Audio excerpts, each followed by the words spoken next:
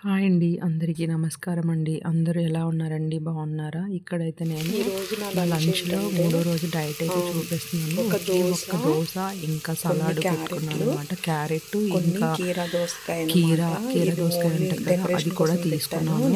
దీనివల్ల మనకి కొంచెం తొందరగా వెయిట్ లాస్ అవుతుంది అనమాట. ఇక్కడైతే నేను దోశ తీసుకున్నానంటే ఒక్క దోశ తీసుకున్నాను. ఎక్కువ అదే పనిగా 2 రోజులైతే సలాడ్స్ అయితే తీసుకున్నాను. ఇప్పుడు సలాడ్ ప్లస్ ఇంకా దోశ అయితే తీసుకున్నాను. కొంచెం పొట్ట ఫుల్గా ఉంటుంది కదా అన్నట్టుగా ఒక దోశ ఇంకా మీకు చూపిస్తున్నాను అనమాట. ఇలా ట్రై చేయండి. ఇక్కడైతే నేను నైట్ డిన్నర్కి అయితే కాబూలి శనగలు ఇంకా గ్రీన్ పీస్ ఉంటాయి కదా, ఆ గ్రీన్ బటానీ అది కూడా నేను నానబెట్టుకున్నాను అనమాట నైట్ డిన్నర్ చేయడానికి. ఇక కంప్లీట్గా రైస్ అయితే మానేసానండి, ఎందుకంటే నేను డైట్లోనే వెయిట్ లాస్ అయితే అవ్వాలి. 75 kgs వరకు నేనైతే రావాలి అనుకుంటున్నాను. కాకపోతే టైం పడుతుంది. నేనైతే ఇప్పుడు 81 ఉన్నాను. 81 kgs అయితే లాస్ అవ్వాలి అనుకుంటున్నాను. చూద్దాము, తొందరగా వెయిట్ లాస్ అవ్వడానికి మంచి డైట్ తీసుకుంటే వెయిట్ లాస్ అవ్వడానికి అయితే చూస్తున్నాను. ఇది నా లంచ్ అయితే. మూడో రోజు డైట్ అయితే ఒక దోశ ఇంకా కీర దోసకాయ ఇంకా క్యారెట్ తీసుకున్నానండి. మీకు నచ్చితే కనుక మీరు కూడా ఇలానే ఫాలో అవ్వండి. మనకి ఏంటంటే సలాడ్స్ కూడా యాడ్ అవుతున్నాయి కాబట్టి చాలా మంచిది.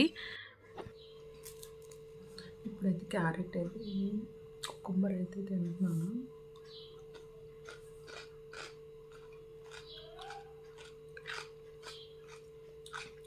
బాగుంది.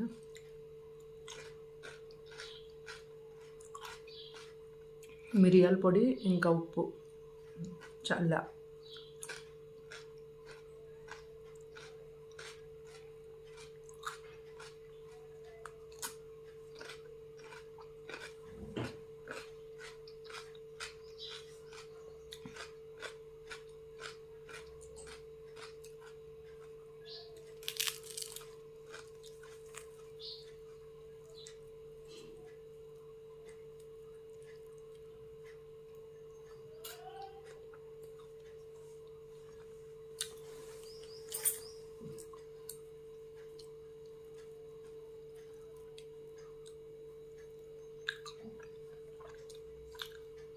చాలా బాగుంది.